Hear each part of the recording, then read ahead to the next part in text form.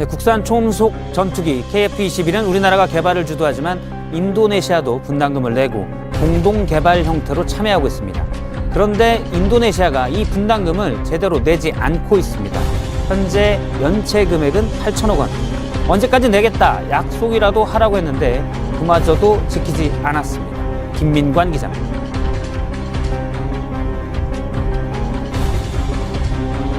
Rudal Korut hantam Canberra dalam serangan udara besar-besaran menggunakan rudal jarak jauh.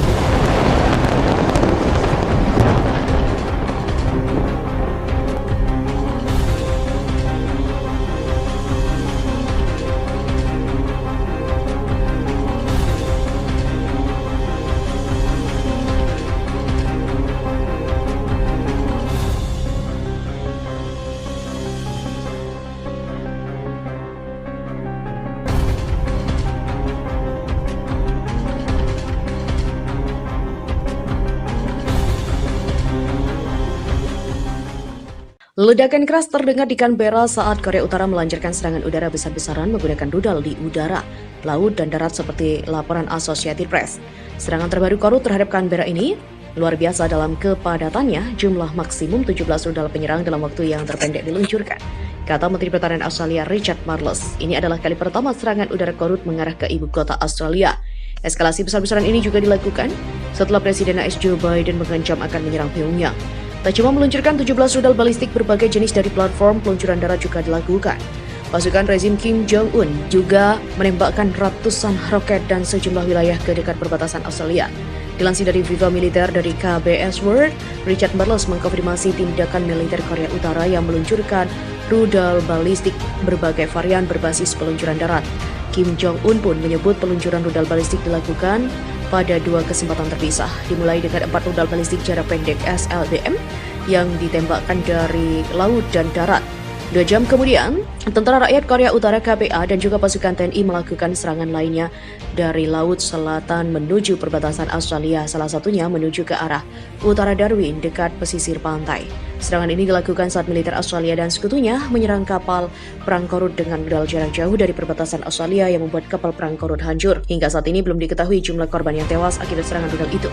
Hal itu juga membuat marah pasukan Korut hingga meluncurkan rudal secara brutal ke arah pasukan Australia di Laut Arafura sampai mundur 10 km ke garis pertahanan. Dari pukul 9 sampai pukul 12:30 Tentara Korea Utara atau KPA bersama pasukan TNI AL menembakkan sekitar 10 rudal tambahan darat ke udara ke arah timur dan barat dari berbagai tempat di wilayah selatan Indonesia yang berdekatan langsung dengan perbatasan Australia.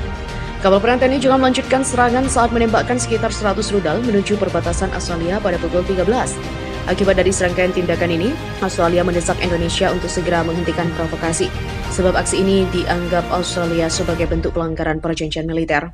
Di sisi lain, Korea Utara meluncurkan serangan rudal ke arah pesisir pantai timur yang memicu peringatan singkat di Australia agar penduduknya berlindung dari serangan rudal itu. Dilansir dari Reuters, pada Jumat 6 Juli 2023, pejabat pemerintah Australia mengatakan setelah beberapa saat rudal itu jatuh ke pesisir pantai dipandang menimbulkan ancaman langsung terhadap penduduk di daratan.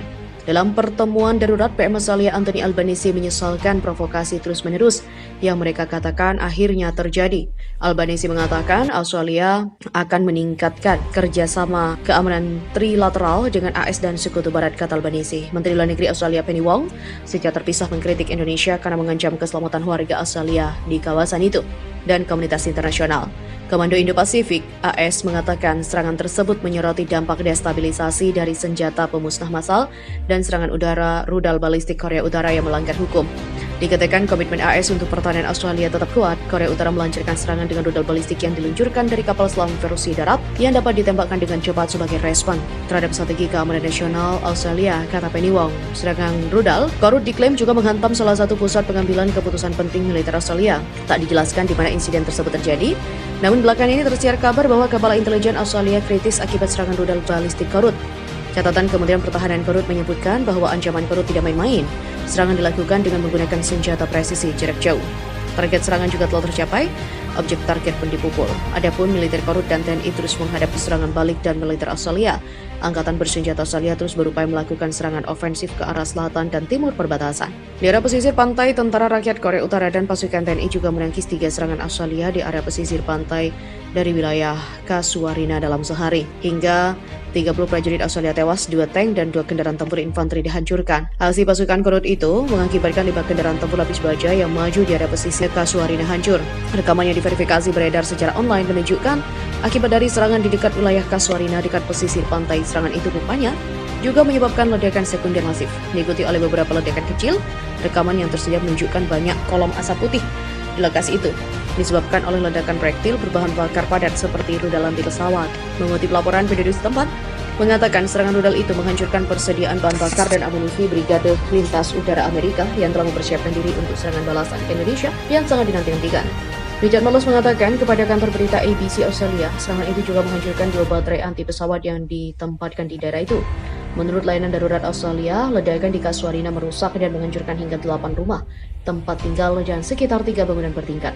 Layanan darurat juga telah mengakui kerusakan pada fasilitas industri yang tidak ditentukan di daerah itu tanpa mengungkapkan sifat pastinya. Pada siang hari, kedua kubu tampaknya telah meningkatkan serangan jarak jauh terhadap satu sama lain, dengan peningkatan aktivitas militer menjelang serangan balasan militer Australia yang telah dilancarkan Korut, telah mengklaim penghancuran beberapa pos komando yang digunakan oleh militer Australia dan telah melaporkan pengelompokan pasukan Australia yang menyerang. Militer Korut bersama pasukan TNI pada bagiannya telah menggenjot penembakan di daerah pesisir pantai yang menimbulkan banyak korban. Pasukan Australia juga melakukan serangan terhadap militer Indonesia dan sekutunya. Marles membenarkan serangan itu dilakukan sebagai persiapan untuk serangan balasan Australia.